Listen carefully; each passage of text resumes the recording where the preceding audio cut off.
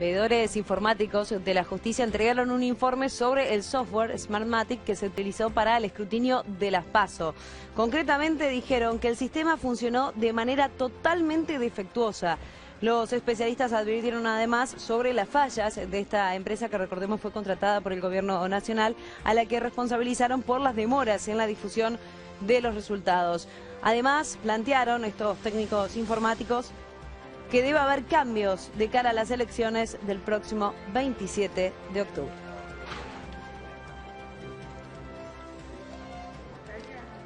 Y a propósito de este tema, estamos con Leandro Querido, que es el director ejecutivo de la ONG Transparencia Electoral, es politólogo. Bienvenido, Leandro. Hola, gracias por invitarme. Bueno, de manera defectuosa dicen los veedores judiciales que funcionó. ¿Cómo es esto? ¿Cómo lo están analizando ustedes? Bueno, en primer lugar lo que habría que hacer es destacar qué es lo que pasó con respecto a las elecciones anteriores, ¿no? El gobierno tomó una determinación que tiene que ver con transmitir los resultados electorales desde los centros de votación. Antes, esa información que generaban las mesas, el presidente de mesa cerraba distintos documentos electorales, el acta de cierre de escrutinio, luego un formato en telegrama, venía el personal del Correo Argentino, transcribían esa información y se iba en soledad, el personal del Correo Argentino, hacia un centro de digitalización y transmisión. Esto generaba primero muchas dudas, era una ventana de oportunidad para la manipulación de documentos electorales, o era por lo menos una etapa poco controlada por los partidos políticos. Además, generaba un sesgo territorial de carga. ¿Qué significa esto? Que las mesas que estaban en los grandes centros urbanos, esa documentación llegaba más rápido porque el centro de digitalización del correo estaba cerca de ese centro de votación.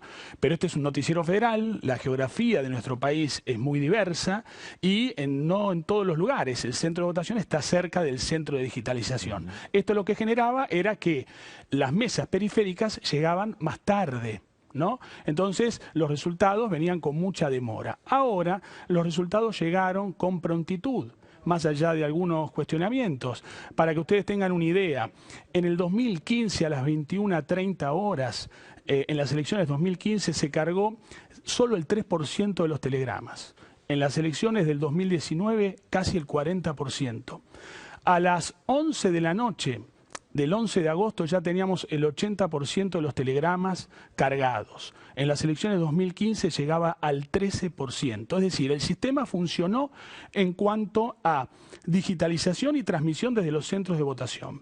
Lo que objeta el informe de los veedores judiciales tiene que ver con un módulo en particular. Era el módulo en donde los fiscales partidarios podían observar la trazabilidad del telegrama en la web, ¿no? Esto es lo que generó algún problema y mucho tiene que ver con que los datos llegaron muy rápido y de modo muy homogéneo y eso generó algunas dificultades en el proceso de carga. Por lo tanto, el Correo Argentino y la empresa decidieron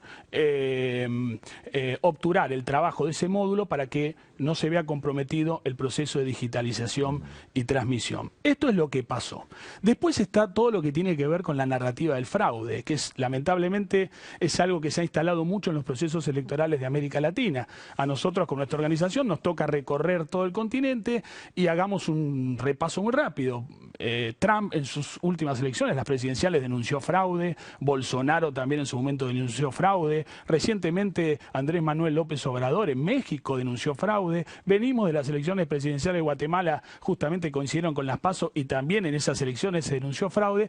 Por lo tanto, hay una narrativa del fraude muy responsable. En este caso se da una particularidad. Denunciaban fraude la oposición. Cuando los resultados se dieron a conocer, ahí ya no se habló más de fraude y empezaron a hablar de fraude algunos sectores del oficialismo.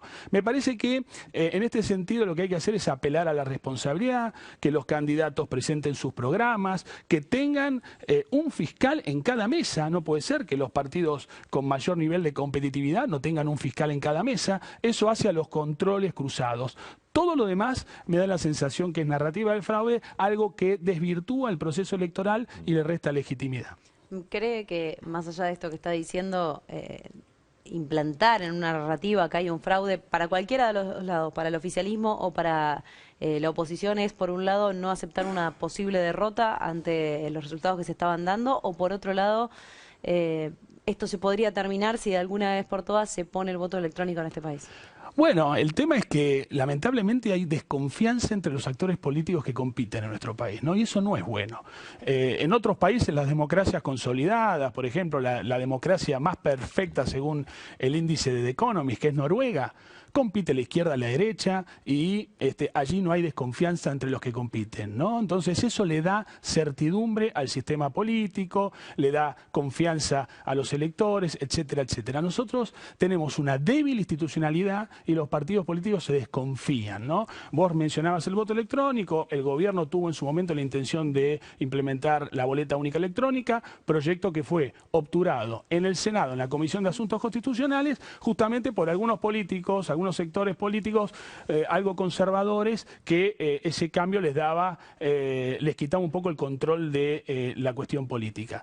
Lo que creo yo que hay que dejar de lado la narrativa del fraude y no subestimar al electorado, ¿no? Darle propuestas. En tal caso el oficialismo tendrá que decir cómo sigue y la oposición cómo reemplazarlo o cómo llevar adelante un plan alternativo en el caso de ser gobierno. Todo lo demás me parece que no contribuye.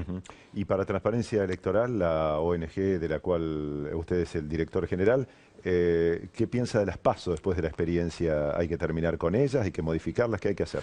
Y bueno, ahí está un poco la biblioteca dividida, ¿no? Hay algunos que entienden que si los partidos políticos realmente no cumplen con el espíritu de la ley, que tiene que ver con una competencia genuina, ofrecerle a los electores alternativas dentro de sus propias coaliciones o partidos, y van por un atajo y deciden ir con listas únicas por categoría, eso desvirtúa a las primarias abiertas, simultáneas, obligatorias. Por lo tanto, habría que pensar en un escenario quizá de paz, es decir, sin la O, ¿no? Quitarle el carácter obligatorio, ya que los partidos no asumen ese compromiso, no obligar a los electores a votar si ese compromiso no está sobre la mesa, ¿Y que ¿no? sigan siendo abiertas? Sí, bueno, sí. Me parece que eso fue en su momento un reclamo de la ciudadanía, ¿no? Abrir los partidos políticos, y en otros rincones de América Latina hay una demanda hacia los partidos políticos para que justamente mejoren los canales de participación y no definan las listas en cuartos pequeños a altas horas de la noche. Me parece que ese era el espíritu de las PASO. Bueno, en algún momento habrá que revisar este tema porque hay partidos que no lo están cumpliendo. Leandro, muchas gracias. No, a ustedes. Leandro Querido es politólogo y además es el director general de Transparencia Electoral, la ONG. Seguimos con deportes en el Noti Central. Román.